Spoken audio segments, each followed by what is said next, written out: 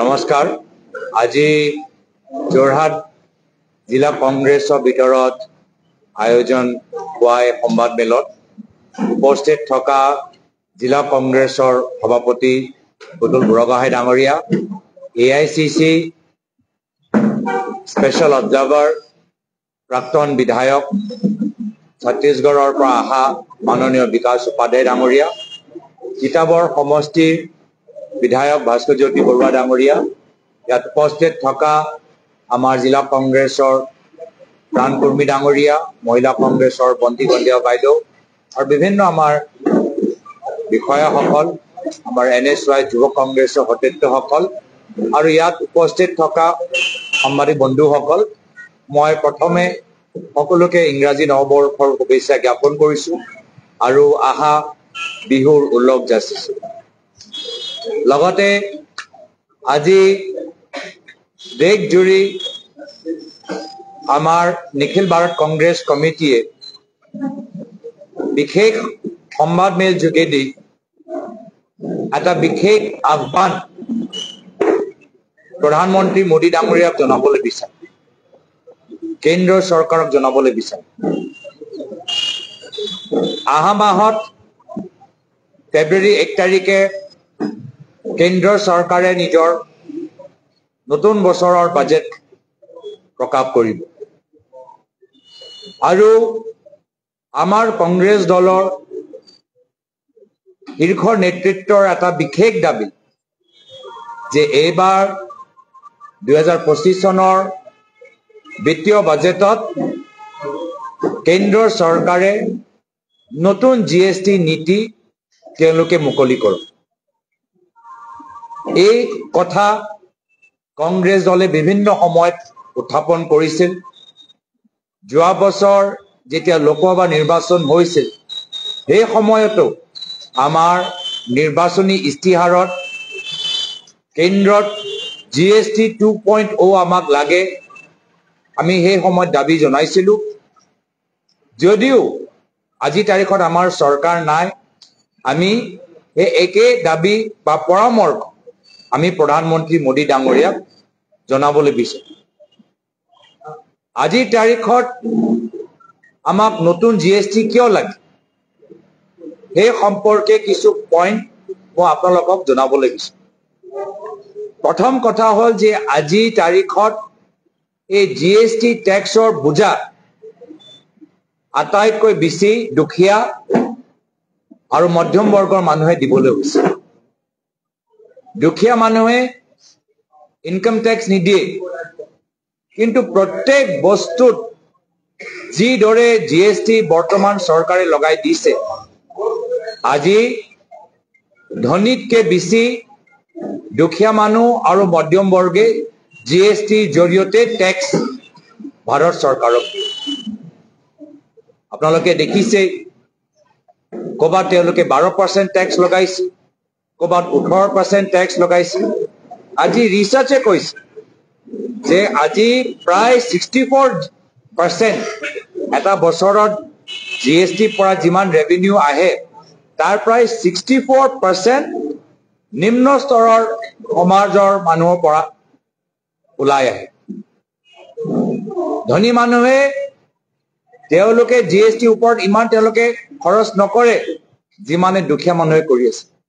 সাধাৰণ এটা পেঞ্চিলৰ যদি আমি ল'ৰা ছোৱালীৰ কাৰণে কিবা কাপোৰ কিনো পেঞ্চিল কিনো গাখীৰ পেকেট কিনো বিস্কুটৰ পেকেট কিনো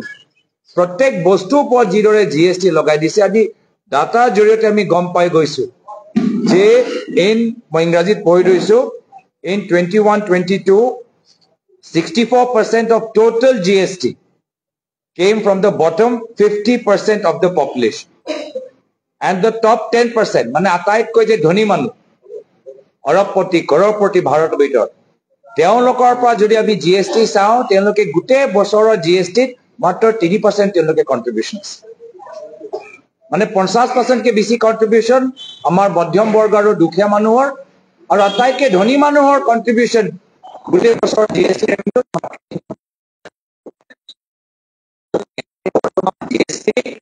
আমাৰ শ্ৰমিকসকলৰ ওপৰত এটা ডাঙৰ এটা বোজা বাৰ্ডেন এটা ডাঙৰ আৰ্থিক বাৰ্ডেন এটা বিশাল ইকনমিক বাৰ্ডেন আৰু আমি বিচাৰিছো যে এই নতুন বছৰত এই বোজাটো দুখীয়া মানুহৰ ওপৰত কমিব লাগে আজি মই নিজে এজন ফাইনেন্স কমিটিৰ মই সদস্য আজি মই নিজে কিছু তথ্য পঢ়ি অবাক যোৱা বছৰ মই মধ্যম বৰ্গৰ সকলক জনাবলৈ বিচাৰিছো যিসকলে অসমত ইনকাম টেক্স দিয়ে যোৱা বছৰ গোটেই ভাৰতৰ ভিতৰত যিমান ডাঙৰ ডাঙৰ কোম্পানীবোৰ আছে তেওঁলোকে যি কৰ্পৰেট টেক্স দিয়ে কৰ্পৰেশ্যন টেক্স দিয়ে এই কৰ্পৰেশ্যন টেক্সৰ তুলনাত আমাৰ ভাৰতৰ অসমৰ মধ্যম বৰ্গৰ মানুহে ইনকাম টেক্সত বেছি টকা কেন্দ্ৰ চৰকাৰ দিছে মানে আজি তাৰিখত ভাৰতৰ মধ্যম বৰ্গৰ মানুহবোৰে ভাৰতৰ দামী দামী ডাঙৰ ডাঙৰ কোম্পানীতকৈ বেছি টেক্স আজি কেন্দ্ৰ চৰকাৰক দিছে এইটো বিকাশ নেকি এইটো ভাল দিন নেকি এইটো আছে দিন নেকি যে আজি তাৰিখত প্ৰধানমন্ত্ৰী মোদী ডাঙৰীয়াৰ ডাঙৰ ডাঙৰ কোম্পানীসকলৰ কথা শুনি তেওঁলোকৰ বাবে এটা জিএছটি আনিলে যি জিএছটি তেওঁলোকক সুবিধা দিয়ে লগে লগে তেওঁলোকৰ কৰ্পৰেশ্যন টেক্স কমাই দিছে কৰ্পৰেশ্যন টেক্স কমাই দিছে আপোনালোকেতো ইনকাম টেক্স একো ৰেহাই পোৱা নাই তেওঁলোকৰ কৰ্পৰেশ্যন টেক্স কমাই দিছে জিএছটি বঢ়াই দিছে আজি তাৰিখত জিএছটি কালেকশ্যন লাহে লাহে প্ৰত্যেক বছৰ বাঢ়ি গৈ আছে আৰু কৰ্পৰেশ্যন টেক্স তো সেইটোৱে কৈছো যে আমাৰ প্ৰধানমন্ত্ৰী মোদী ডাঙৰীয়া বিজেপি চৰকাৰ মাত্ৰ আটাইতকৈ ধনী আৰু শক্তিশালী কোম্পানীৰ আৰ্থিক সুবিধাৰ বাবে তেওঁলোকে কামখিনি কৰিছে আজি সেইকাৰণে আমি এটা নতুন অৰ্থনৈতিক নীতি আমি বিচাৰিছো আজি কৰ্পৰেট টেক্স কাট যেতিয়া 2019 চনত তেওঁলোকে ঘোষণা কৰিলে তাৰ পিছত মই জনাবলৈ বিচাৰো প্ৰায় 1.5 লাখ কোটি টকাৰ ৰেভিনিউ লছ হল ভাৰত চৰকাৰ 1.5 লাখ কোটি টকা তেওঁলোকে ৰেভিনিউ এৰি দিলে যি ৰেভিনিউ তেওঁলোকে কৰ্পৰেশ্যন টেক্স পৰা পাই আছে তেওঁলোকে এইটো বাদ দিলে কিয় कि আজি তাৰিখত মাত্ৰ ধনী মানুহৰ বস্তু ওপৰত জিএসটি লগাই আজি প্ৰায় 1,20,000 কোটি টকা ৰেভিনিউ এটা সাধাৰণ বস্তু ওপৰত জিএসটি লগালে কেন্দ্ৰ চৰকাৰে পাই যায় তো কৰ্পৰেশ্যন টেক্স তেওঁলোকে ৰেহাই দি তাৰ 1.5 লাখ কোটি টকা তেওঁলোকে এৰি দিলে আৰু highway tax GST toll tax medical বস্তু ওপৰত টেক্স লগাই ইন্স্যুৰেন্স ওপৰত 18% টেক্স লগাই লাইফ ইন্স্যুরেন্স উপর 18% टैक्स लगाए এটা কেন্দ্র সরকার প্রায় 1,20,000 কোটি টাকা রেভিনিউ তারপর তো আজি কি ধরনের নীতি প্রধানমন্ত্রী মোদী ডাঙরিয়া ভারত সরকার কৰিছে আৰু সেই কাৰণে আমি এই সংবাদ মেল যোগেদি আজি বিভিন্ন ঠাইত আমাৰ সচিন পাইলট আজি বম্বেত আজি পৱন খেৰা ডাঙৰিয়া জয়পুৰত বিভিন্ন ঠাইত আমি সংবাদ মেল আয়োজন কৰি আমি মানুহৰ মাজত ৰাইজৰ মাজত সজাগতা সৃষ্টি কৰিবলৈ বিচাৰো যে আজি কি ধৰণৰ চলি আছে আৰু এই ক্ষেত্ৰত আমি সদায় কৈছিলো যে আমাৰ প্ৰয়াত ডক্টৰ মনমোহন সিং আজি তেওঁ সকলোৱে সোঁৱৰিছে তেওঁ সদায় কৈছে যে জিএসটি আমাক একদম মানে সহজ সৰল হ'ব লাগে জিএসটি বেছি কমপ্লিকেটেড হ'ব নালাগে কিন্তু আজি তাৰিখত আপোনালোকে যিসকল চাহ উদ্যোগ লোকৰ জড়িত আছে তেওঁলোকক বহুত ক্ষেত্ৰত তেওঁলোকে জিএসটি দিয়ে যি ধৰণৰ তেওঁলোকে ক্ৰেডিট পাব লাগে বা ৰিটাৰ্ণটো পাব লাগে তেওঁলোকে নাপায় আৰু বহুত ফ্ৰড হৈ আছে তেওঁলোকে ইমান কমপ্লিকেটেড এটা জিএসটি বনাই দিছে আজি বহুত তেওঁলোকৰ জিএসটি পৰা বাচিবলৈ এটা বহুত মানুহৰ কাৰণে বহুত সহজ হৈ গৈছে এনে ধৰণৰ এটা পৰিস্থিতি আৰু অসমৰ ভিতৰত আমি একেহে তাৰ উদাহৰণ দেখা পাইছো অসমৰ ভিতৰত অসমৰ মুখ্যমন্ত্ৰীজনে প্ৰথম দিনৰ পৰা কি কৈছে যে তেওঁ অসমখনক ভাৰতৰ 5টা শীৰ্ষ ৰাজ্যৰ তালিকাত তেওঁলোকে লৈ যাবলৈ বিচাৰে কেন্দ্ৰত বিজেপি চৰকাৰ ৰাজ্যত বিজেপি চৰকাৰ এতিয়া মানৱ উন্নয়নৰ ইনডেক্স যদি আমি চাওঁ হিউমেন ডেভেলপমেন্ট ইন্ডেক্স যদি আমি চাওঁ আজি অসমৰ ৰেংক হল 31 গোটেই ভাৰতৰ ভিতৰত হিউমেন ডেভেলপমেন্ট মানে শিক্ষা স্বাস্থ্য খাদ্য পানী আমাৰ প্ৰকৃতি ৰাস্তা স্যানিটেশন গোটেই ভাৰতৰ ৰাজ্যৰ তালিকাত আজি অসম হল 31 নম্বৰত আৰু নিজে মুখ্যমন্ত্ৰী আজি ভাৰতৰ আটাইতকৈ ধনী মুখ্যমন্ত্ৰী তালিকাত এটা নিজেকৈ নৱম স্থানত গৈ পালে আজিৰ পৰা 1.5 বছৰ 2 বছৰ পিছত চাব এতিয়া আহা বিধানসভা নিৰ্বাচন হ'ব অসমৰ কথা নাজানো কিন্তু তেওঁ নিজৰ ব্যক্তিগত যে সপোন যে অসম মুখ্যমন্ত্ৰী হিচাপে ভাৰতৰ শীৰ্ষ 5খন আটাইতকৈ ধনী মুখ্যমন্ত্ৰী তালিকাত তেওঁ নিজে সোমাব অসমখন 31 নম্বৰতে থাকিব কিন্তু তেওঁ 5টা শীৰ্ষ ধনী মুখ্যমন্ত্ৰী তালিকাত তেওঁ নিজে সোমাব এয়া হৈছে আজি তাৰিখৰ নীতি আৰু সেই কাৰণে আজি আমি এইখিনি কথা সংবাদমেল যোগেদি আমাৰ সভাৰ যোগেদি বিভিন্ন আমাৰ মিডিয়া যোগেদি সামাজিক মাধ্যম যোগেদি আমি মানুহৰ মাজত লৈ গৈছো যে এই নতুন বছৰত আমি এটা নতুন অৰ্থনৈতিক নীতি আমি বিচাৰিছো যি ধনী মানুহক নহয় মধ্যম বৰ্গ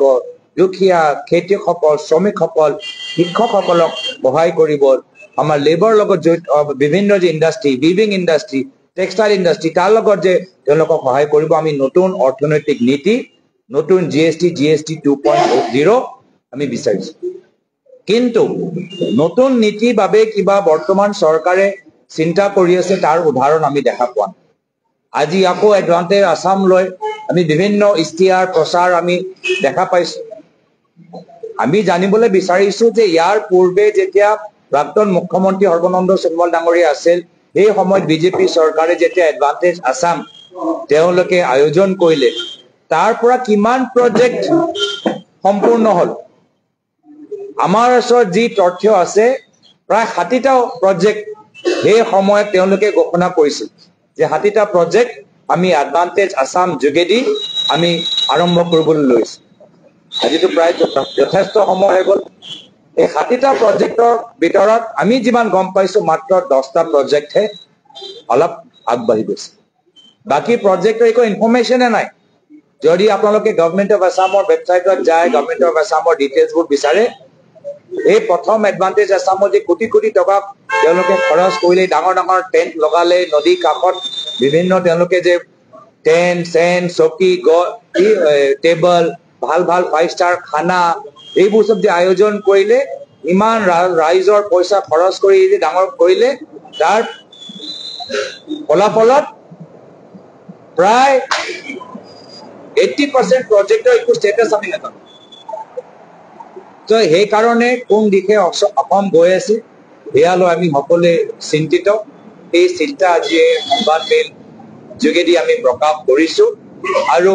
আমি ভাবিছো যে অসমৰ জনসাধাৰণ আজি তেওঁ লোকে গোটেইখিনি কথা চাই আছে বুজি পাই আছে মুখ্যমন্ত্ৰী আৰু বিজেপি চৰকাৰ বিভিন্ন সময়ত বিভিন্ন যুক্তি দি থাকে কিন্তু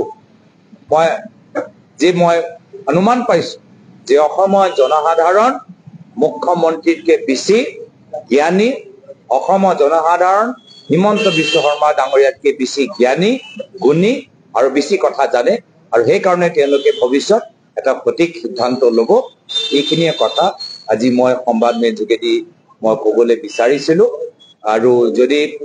আপোনালোকে অনুমতি দিয়ে আমি হিন্দীটো অলপ কৈ দিওঁ এতিয়া আপোনালোকৰ সুবিধা হ'ব মানে পিছৰ আমাৰ যিসকল আজি আহিব নোৱাৰিলে मैं श्रुति के कम बेसी देवले नापाऊं तो विशेष प्रेस कॉन्फ्रेंस के द्वारा पार्टी की ये मांग है कि एक नया जीएसटी घोषित किया जाए जीएसटी 2.0 जिसकी मांग कांग्रेस पार्टी ने पिछले वर्ष अपने इलेक्शन चुनाव मैनिफेस्टो में घोषित किया था आज हमारी सरकार नहीं है लेकिन जनता की आवाज हम प्रधानमंत्री मोदी जी के पास ले जाना चाहते हैं क्योंकि वर्तमान में जो जीएसटी चल रहा है उस जीएसटी का भार आज भारत के गरीब लोग और मध्यम वर्ग के लोग, उनको ज्यादा उन पर ये बोझ पड़ रहा है। जीएसटी वर्तमान भारत के किसान, श्रमिक, गरीब, मध्यम वर्ग, शोषित और वंचित के लिए एक आर्थिक भार हो गया है और इसको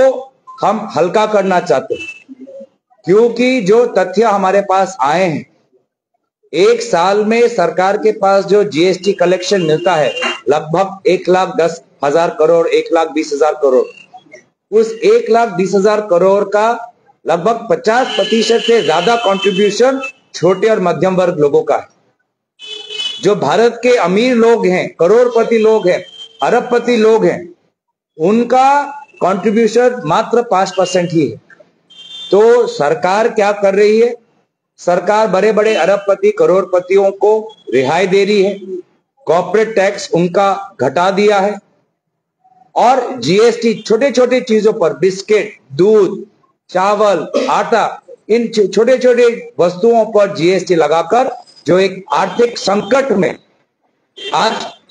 गरीब को धकेल दिया। मुझे अफसोस होता है जब मैं देखता हूं कि आज भारत के मध्यम वर्ग इनकम टैक्स के द्वारा केंद्र सरकार को ज्यादा पैसे दे रहे हैं और बड़े बड़े कॉर्पोरेशन टैक्स के द्वारा कम पैसे दे रहे हैं। अगर आप देखें, प्रधानमंत्री मोदी जी के विकास में सिर्फ बड़े लोगों का विकास हुआ है, क्योंकि आज उनका कॉर्पोरेट टैक्स हर साल धीरे धीरे गिरता जा रहा है, उनका जो कलेक्शन है।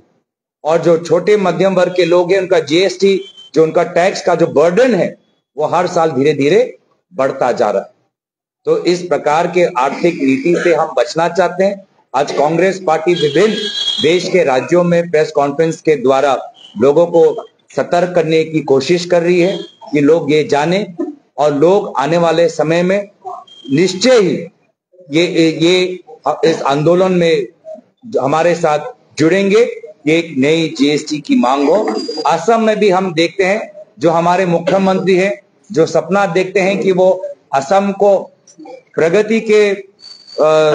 धारे में भारत के 5 शीर्ष राज्यों में ले जाएंगे। आज उस काम में तो वो विफल हुए, उस काम में वो असफल हुए, लेकिन एक काम में वो सफल हुए, वो खुद अमीर हो गए। आज ह्यूमन डेवलपमेंट इंडेक्स में भारत में असम 31 स्थान पर है, लेकिन असम के मुख्यमंत्री, अगर भारत के सबसे धनी मुख्यमंत्रियों का अगर आप लिस्ट निकाले तो वो खुद 9वें स्थान पर पहुंच चुके हैं। तो असम का तो विकास नहीं हुआ, लेकिन उनका तो भरपूर विकास हुआ। मुझे तो लगता है कि असम मानव विकास इंडेक्स में वही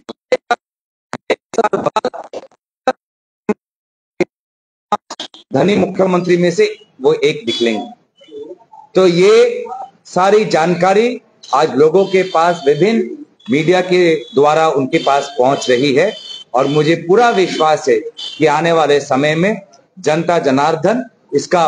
मुंहतोड़ जवाब इसका देगी। आज इस मीडिया कॉन्फ्रेंसेस के द्वारा ये बातें हम रखना चाहते हैं।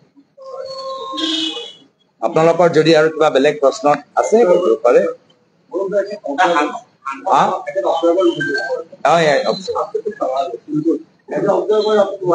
सबसे पहले कुछ चुनाव पंचायत चुनाव इस तरीके से आम लोगों को जुड़ेंगे कांग्रेस के साथ। यहाँ पे हालत ऐसा है कि आप मतलब कहीं बहुत कम, तो कैसे लोग आप लोग चुनाव में गिराएंगे? देखिए, जिस प्रकार से लोकसभा का चुनाव भी आपने देखा, लोकसभा के चुनाव में कांग्रेस पार्टी का वोट परसेंटेज शेयर बढ़ा है और वर्तमान की सरकार पिछले 8.5 साल से भारतीय जनता पार्टी की सरकार है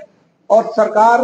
राज्य का तो डेवलपमेंट नहीं कर पाई, लेकिन अभी गौरव जी ने प्रेस कॉन्फ्रेंस में आपको पूरा क्लियरली इस बात को बताया कि मुख्यमंत्री ने अपना विकास किया, मंत्रियों ने अपना विकास किया। कोल माफिया, सुपारी mafia, sand mafia, iron mafia, अलग अलग तरीके से माफिया बनाकर ये सरकार इस प्रदेश को लूटना चाहती है। जीएसटी के विषय में भी बहुत विस्तार से बताया। जीएसटी महिलाओं को पैसा देने का एक घपोसला करके उसके घर में, पर्टिकुलर घर में महंगाई का एक बड़ा पैसा सरकार लूटने का काम कर रही है। वो चाहे जीएसटी के मामले में पेंसिल, रबर, बच्चे के दूध पर भी जीएसटी की बात की गई है और साथ ही साथ में आदमी मर जाता है तो अंतिम संस्कार में क्रिया होता है, उस पर भी जीएसटी सरकार ने लगाया है। एक तरफ से सरकार केंद्र की और राज्य की डबल इंजन सरकार इस प्रदेश की जनता को, जो 80% से ज्यादा मध्यम वर्गीय और लोअर मिडिल क्लास परिवार के लोग हैं, उनको लूटने का काम कर रही है। दूसरी तरफ कुछ राहत की बात करती है कि मैं नहीं समझता, और उसी को लेकर हम जा रहे हैं। आज खाने का मीठे तेल की बात करें, राशन की बात करें, शक्कर, गेहूं, चावल, सब्जी की बात करें, हर चीज इतनी महंगी हो गई। आदमी की कमाई 5,000 है, लेकिन उसके घर का खर्चा 15,000 है हर महीना। हर महीना उसके घर में उसके असेट को तोड़ रहा है, उसकी जो जमा पूंजी है उसको तोड़ने का काम आज इस देश की जनता को हो रहा है। এই এডভান্টেজ আসামৰ আপুনি কৈছিলে যিটো তেওঁলোকে এতিয়া 02 কৈছে, ইয়াৰ আগৰ যিটো হৈছিল সৰ্বানন্দ সোণোৱালৰ দিনত আপুনি কৈছে 60টাৰো অধিক প্ৰজেক্ট বা প্ৰকল্প পৰৱৰ্তী সময়ত তেওঁলোকে ঘোষণা কৰিছিল। পৰৱৰ্তী সময়ত দেখা পোৱা নগ'ল এই কথাবিলাক। তেওঁলোকে বাহিৰৰ পৰা বিনিয়োগ কৰাৰ কথা কৈছিল 1000 কোটি টকা। এইবাৰ কি কৰিব বিচাৰিছে? এই যিটো তেওঁলোকে বিভিন্ন জেগাত গৈছে, ভূটান গৈছে, দিল্লী গৈছে, মুম্বাই গৈছে, আমিতো বিচাৰো তাৰ আগত হিচাপ দিয়ক। ইমান মই কৈছো যে এডভান্টেজ আসাম 1.0 এতিয়াতো মুখ্যমন্ত্ৰী বিত্তমন্ত্ৰী হিমন্ত বিশ্ব শৰ্মা ডাঙৰীয়া আছে। বিত্তমন্ত্ৰী হিচাপে তেওঁৰ দায়িত্ব যে এডভান্টেজ আসামৰ যিমানবোৰ প্ৰজেক্ট ঘোষণা হ'ল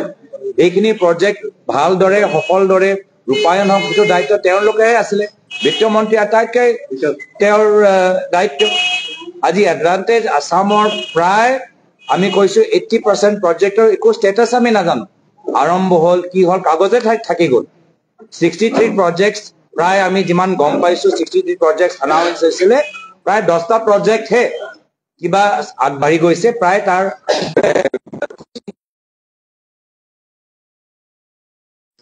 বিত্তমন্ত্ৰী তাৰ হিচাপ দিয়ক তাৰ কি হ'ল। সেইকাৰণে আমি এই ধৰণৰ আমি দেখা পাইছো যে য'ত আমাৰ চাহ উদ্যোগৰ আজি আমাৰ স্থিতি বেয়া, য'ত আমাৰ শিল্পীসকলৰ স্থিতি বেয়া, য'ত আমাৰ সৰু সৰু আমাৰ বিজনেছ ভালদৰে চলা নাই, ৰেলৰ কাষত যিমানবোৰ আমাৰ সৰু সৰু দোকান আছে তেওঁলোকক উচ্ছেদ কৰা গৈ আছে। আৰু এইখিনি যে বাস্তৱ যে গ্ৰাউণ্ডৰ যে সমস্যা, তৃণমূল পৰ্যায়ৰ যি সমস্যা, দোকানৰ আজি ইয়াত তেওঁলোকে এডভান্টেজ আসামৰ কথা কৈছে যে যোৰহাটত যে দলং বনাই আছে তাৰ কাৰণে আমাৰ যোৰহাটৰ গোটেই আমাৰ ইণ্ডাষ্ট্ৰী সৰু সৰু দোকান নষ্ট হৈ যাব। এডভান্টেজ যোৰহাটৰ কথা কিয় চিন্তা নকৰে? এডভান্টেজ বঙাইগাঁৱৰ চিন্তা কিয় নকৰে? এডভান্টেজ নামৰূপ ডিব্ৰুগড়ৰ চিন্তা কিয় নকৰে? আজি তেওঁ নিজে ফুৰিছে, বাহিৰত গৈছে, আমাৰ ক'বলৈ নাই। কিন্তু আজি বাস্তৱ আমাৰ উন্নয়ন তেতিয়াই হ'ব যেতিয়া আমাৰ ৰাস্তাৰ কাষত দোকানবোৰ ভালকে চলিব, যেতিয়া আমাৰ ষ্ট্ৰীট ভেণ্ডাৰ, এতিয়া জালুকবাৰীটো ষ্ট্ৰীট ভেণ্ডাৰ উঠাবলৈ বিচাৰিছে। জালুকবাৰী যিমান যে ৰাস্তা যে যিমানবোৰ সৰু সৰু ঠেলা আছে উঠাই দিবলৈ বিচাৰে, দীঘলী পুখুৰী খাৰ বুলি উঠাই দিবলৈ বিচাৰে। য'ত আমাৰ দুখীয়া মানুহবোৰ কিবা এটা কষ্ট কৰি নিজৰ এটা দোকান, নিজৰ এটা সৰু ব্যৱসায় আৰম্ভ কৰিবলৈ বিচাৰে, তাততো প্ৰশাসনে তেনেকুৱা সহায় কৰা নাই। আৰু ডাঙৰ ডাঙৰ কোম্পানীক টেক্স ৰেহাই দিব, লেণ্ড ছাবচিডি দিব, আৰু আমাৰ দুখীয়া আৰু মানুহক দোকানক উচ্ছেদ কৰিব, ৰেলৰ কাষত থকা দোকানবোৰ উচ্ছেদ কৰিব। সেইকাৰণে আজি এই ধৰণৰ নীতি লৈ দুখীয়াকক, মধ্যম বৰ্গক মানে প্ৰায় 90% মানুহে আজি অসন্তুষ্ট। এই 10% যিসকলৰ আজি NRI পাছপৰ্ট, OCI তেওঁলোকে হিমন্ত বিশ্ব শৰ্মা ডাঙৰীয়াৰ লগত সন্তুষ্ট, কিন্তু 90% মানুহ অসন্তুষ্ট। এতিয়া আৰু এটা কথা কৈছো, বিশেষকে অসম চাহ নিগমৰ 15খন বাগিচা অৱস্থাটো একেবাৰে বেয়া। আগতে চেন্ট্ৰেলত বিজেপি আৰু বিজেপি চৰকাৰ দিনত একেবাৰে ধ্বংস তেতিয়াই হৈছিল, কিন্তু এতিয়া তৰুণ গগৈ ছাৰে দায়িত্ব লোৱাৰ পাছত কিছু ক্ষেত্ৰত কিন্তু পুনৰুজ্জীৱিত হৈছে। এতিয়াতো লিজত দি দিছে। গতিকে এই ক্ষেত্ৰত যিহেতু এতিয়া আপুনি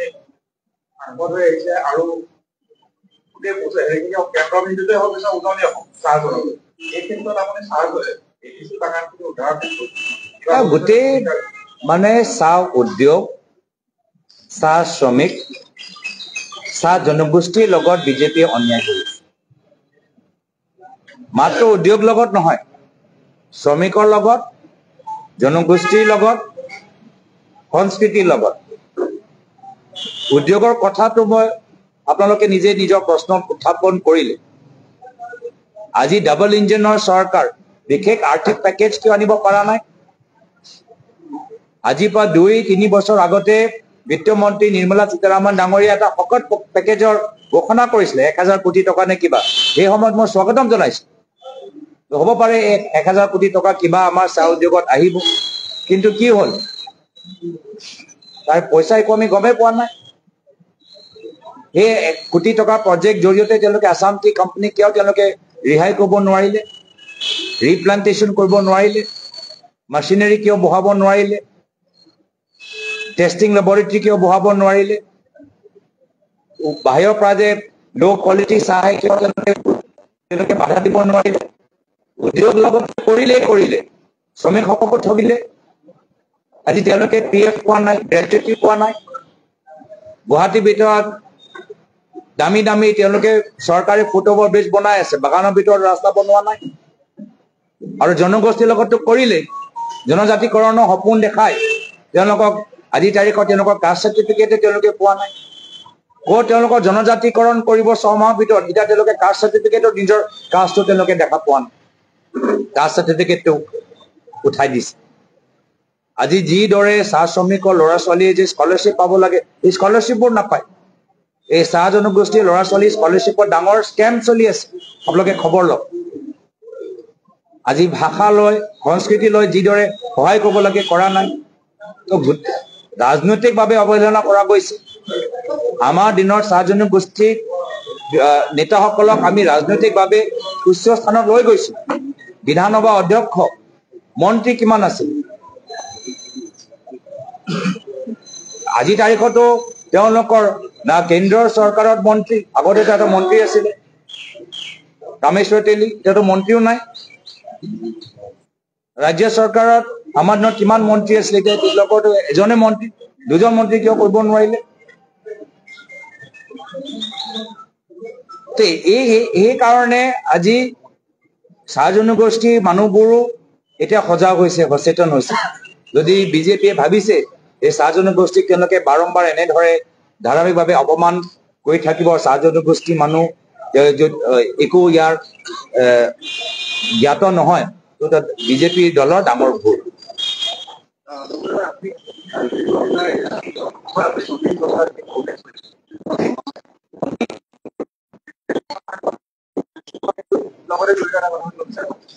আমি এওঁতে এটা ক'ব পাইছিলো যে চীনে ব্ৰহ্মপুত্ৰৰ ইমান এটা বান্ধ নিৰ্মাণ কৰি আছে এই বান্ধটো হ'বলৈ হয় তেতিয়াহ'লে ইয়াৰ বনাজ অসমৰ বহুত বেয়াকৈ কৰিছে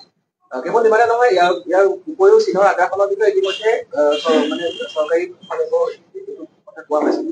ইয়াক লৈ আপুনি কি ক'ব কাৰণ চাওক ইয়াত লৈতো বিদেশ মন্ত্ৰী ডক্টৰ জয়শংকৰ এনা এটা পডকাষ্টত নিজে ক'লে যে মই চীনৰ লগত কেনেদৰে যুঁজিম ভাৰত এটা সৰু ইকনমি চীন এটা বিশাল ইকনমি সৰু ইকনমি ডাঙৰ ইকনমিৰ লগত কেনেকৈ যুঁজিব এয়া হৈছে ভাৰতৰ বিদেশ মন্ত্ৰী নিজৰ মন্তব্য তো তেওঁলোকৰ সাহস নাই 2014 চনৰ আগত আজিৰ পৰা 10 বছৰ আগত চীনক ৰঙা চকু দেখাব কৈছে কি ৰঙা চকু দেখালে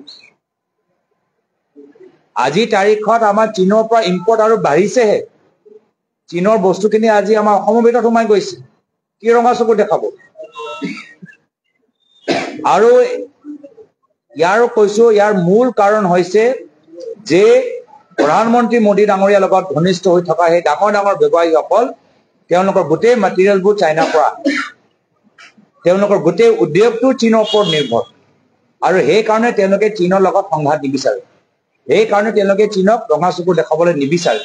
সেই কাৰণে আজি আমি বহুত আমাৰ মাটি আৰু গুচি গৈছে গালৱানৰ ক্লেছৰ পিছত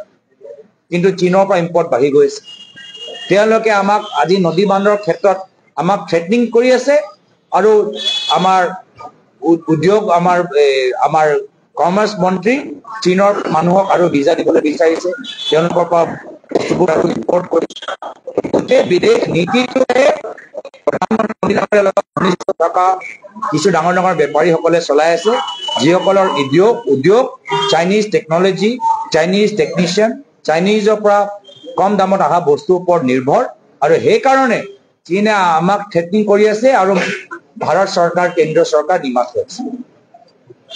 আৰু এটা কথা হ'ব আৰু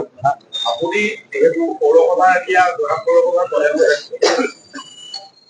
প্ৰদেশ এতিয়া কিন্তু যোৰহাট পৌৰসভাত আমাৰ কৰৰ টকাই প্ৰায় 1.5 কোটি মান টকা কিন্তু বেছিয়ে আত্মসাৎ কৰাৰ দৰে কৰি দিছে জমা দিয়া লাগে দাবী ধমকিয়ে কৰ সংগ্ৰহ কৰি আছে বাইক এখন আহিবই নাই বেছিয়ে পইচা বিচাৰে আৰু এই ক্ষেত্ৰত এখন সাধাৰণ সভাত আপোনাৰ প্ৰতিনিধি হিচাপে আপোনাৰ সভাপতিয়ে কৈছিলে কিন্তু তেওঁক আঁতৰাই দিয়া হবে মিটিঙত ভাগ ল'ব লাগে গতিকে এই ক্ষেত্ৰত আপুনি কিবা মই ভাবিছো যে আজি পৌৰসভা ক্ষেত্ৰত বহুত কৰিবলগীয়া আছে বহুত পাতিবলগীয়া আছে মই মানে যেহেতু আমাৰ সংবাদ মেল জিএসটি ওপৰত আছিলে এতিয়া জিএসটি পৰা লাহে লাহে এতিয়া আমি পৌৰসভালৈ আহি গৈছো আমাৰ জিএসটি বাতৰিটো আপোনালোকে এতিয়া প্ৰকাশ কৰিবনে পৌৰসভাটো সন্দেহ সেইকাৰণে মই খালি ইমান মানে মই বেছি আমাৰ বেছি বহলাই মই সব বিষয়ত যাবলৈ বিচৰা নাই তেতিয়া আমাৰ মূল য'ত আমি জোৰ দিবলৈ বিচাৰো গুৰুত্ব দিবলৈ বিচাৰো এইটো নহ'ব কিন্তু পৌৰসভাত বহুত কৰিবলগীয়া আছে এতিয়া মই ৰামকৃষ্ণ মিছনলৈ ৰাতিপুৱা গৈ আহিলো 18 নম্বৰ ৱাৰ্ডত তেওঁলোকৰ ডাঙৰ আপত্তি ৰামকৃষ্ণ মিছনৰ কাষত যে জাবৰ আছে সেই জাবৰৰ কাৰণে সন্ধিয়া সময়ত গোটেই গোন্ধ ওলায় আজি বাহিৰৰ পৰা যেতিয়া মহাৰাজ আহে আমি অতিথিসকলক আমি ভালদৰে আমি ৰাখিব পাৰো ইমান আন্দোলন কৰা হ'ব তথাপিও জাবৰৰ ক্ষেত্ৰত বৰ্তমানৰ পৌৰসভা নিগম আমাৰ জিলা প্ৰশাসনে কিয় এটা সঠিক সিদ্ধান্ত ল'ব পৰা নাই তো সেইকাৰণে বহুত এনেকুৱা অভিযোগ আছে মই ৰাইজকো কৈছো যে আমাক সময় দিয়ক আমি লাহে লাহে গোটেইখিনি আমি ইয়াত আৰু ভিতৰত আমি সোমাম আৰু যিখিনি কথা বৰ্তমান চৰকাৰে লুকাবলৈ বিচাৰে সেইখিনি কথাবোৰ আমি ৰাজহুৱা কৰিম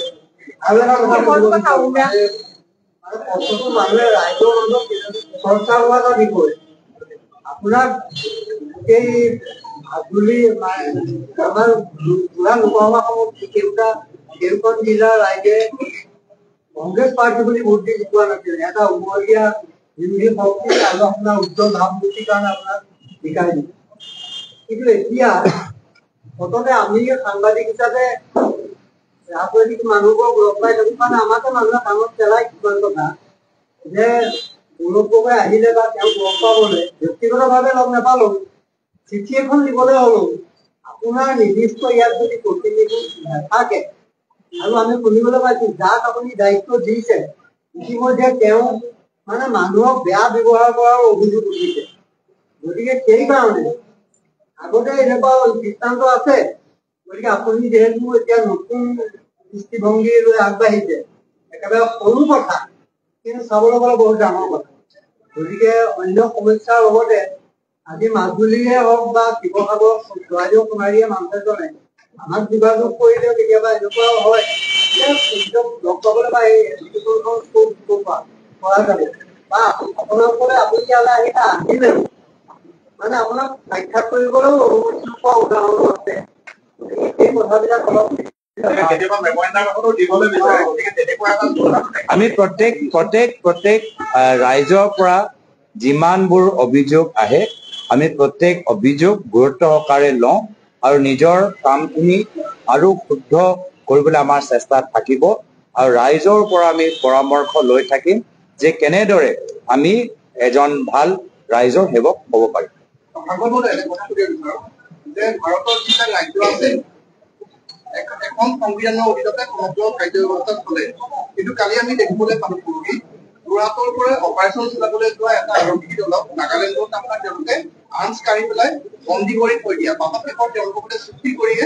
ঘূৰাই আনিব পাৰে আৰু আজি যিটো ৰাষ্ট্ৰীয় আৰক্ষীয়ে কৈছে তেওঁলোকে নাগালেণ্ডত প্ৰৱেশ কৰিলে বিভিন্ন ৰাষ্ট্ৰত প্ৰৱেশ কৰা নাই বাংলাদেশে হওক বা পাকিস্তান হওক চাইনাত নহয় ভাৰতৰ একো ৰাজ্য কৰিছে এই ক্ষেত্ৰত চাওক মই ভাবিছিলো যে অসমত বিজেপি চৰকাৰ নাগালেণ্ডত বিজেপি সমৰ্থন কৰা চৰকাৰ অৰুণাচলত বিজেপি চৰকাৰ সীমা অঞ্চলৰ যিখিনি সমস্যাবোৰ আছে সেইখিনি সমস্যা তেওঁলোকে নিৰ্ধাৰিত কৰিবলৈ সক্ষম হ'ব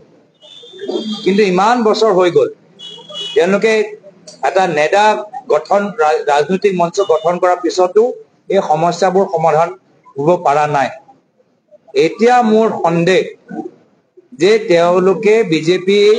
কিছু নেতাসকলে আমাৰ অন্য ৰাজ্যৰ লগত লাগি থকা সীমা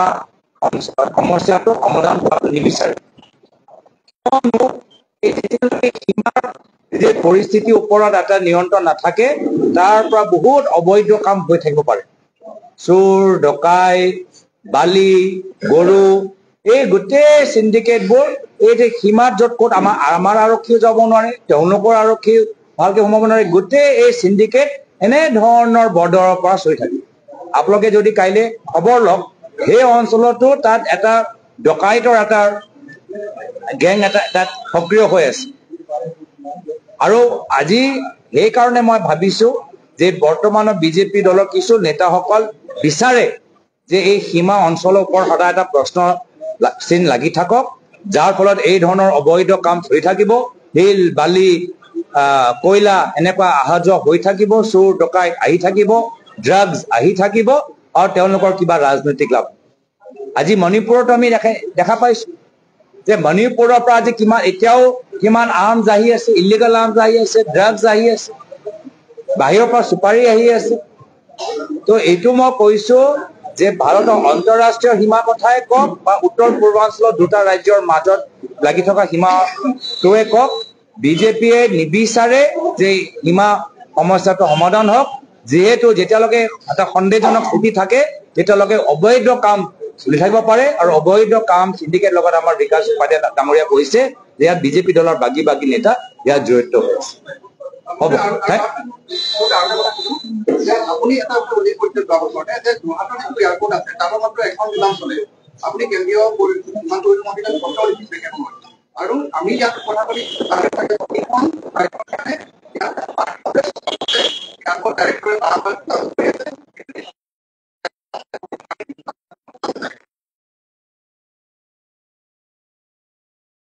যে মোৰ আটাইতকৈ যদি মোক সোধে যে আমাৰ লক্ষ্য কি উদ্দেশ্য কি আমি কানেক্টিভিটি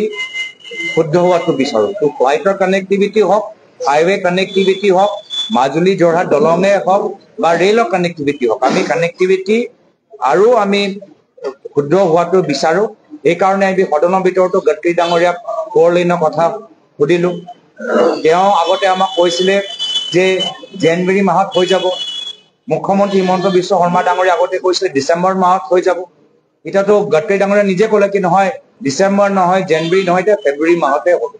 ফেব্ৰুৱাৰীতে হ'ব মোৰ সন্দেহ যি ধৰণৰ কামবোৰ চলি আছে যোৰহাট মাজুলী দলং কেতিয়াও সম্পূৰ্ণভাৱে ক'ব নোৱাৰো তেওঁলোকৰো কি কয় প্লেন আগতে আমাক কৈছিল কেন্দ্ৰীয় মন্ত্ৰীয়ে যে স্পাইচ জেটৰ ফ্লাইট অক্টোবৰ মাহৰ পৰা আৰম্ভ হ'ব তো এটা পিছত এটা আমিতো জনপ্ৰতিনিধি আমি ৰাইজৰ হৈ প্ৰশ্ন সুধো আৰু তেওঁলোকে যেতিয়া আমাক মিছা কথা কয় আমাক কোৱা নাই ৰাইজক মিছা কথা কৈছে যেতিয়া যে কেন্দ্ৰীয় মন্ত্ৰী নিজৰ চিঠিৰ জৰিয়তে কৈছে যে স্পাইচ জেটৰ ফ্লাইটবোৰ অক্টোবৰ পৰা আৰম্ভ হৈছে তেওঁ মোক নহয় কংগ্ৰেছক নহয় যোৰহাটৰ ৰাইজক মিছা কথা কৈছে যেতিয়া নীতিন গডকৰী ডাঙৰীয়াই কৈছে যে তেওঁ ফেব্ৰুৱাৰী মাহত আমাৰ 4 লেনৰ কাম সম্পূৰ্ণ হ'ব আমাক নহয় মোক নহয় যোৰহাটৰ মানুহ উজনি অসমৰ মানুহ মিঠা তেওঁলোকে প্ৰতিশ্ৰুতি মিছা প্ৰতিশ্ৰুতি তেওঁলোকে দিছে তো সেই কাৰণে আমি তেওঁলোকৰ ওপৰত হেঁচা বনাই ৰাখিম তেওঁলোকৰ কথাবোৰ আমি ৰাজহুৱা কৰি থাকিম আৰু তেওঁলোকৰ যদি ভাল কৰে